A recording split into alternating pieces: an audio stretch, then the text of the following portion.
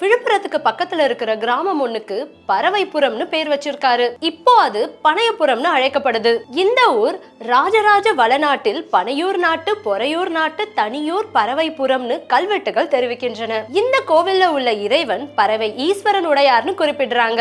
ராஜேந்திரன் பறவை நங்கை உறவ ராஜேந்திரனோட வம்சங்களும் மதிச்சிருக்காங்க.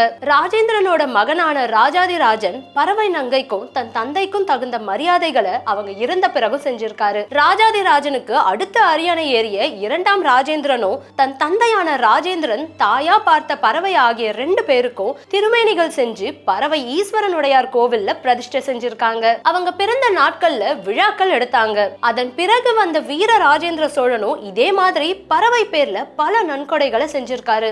மகன்கள் தந்தையோட காதலை போற்றுறது இருக்கட்டும், அதன் பிறகு வந்த பேர பிள்ளைகளுமான அதிராஜேந்திரனும் முதல் குலோத்துங்க சோழனும் கூட பறவைப்புறம் ஈசன் ஆலயத்துக்கு பல சேவைகள் செஞ்சு பறவை நங்கையாருக்கு பெருமையை சேர்த்திருக்காங்க.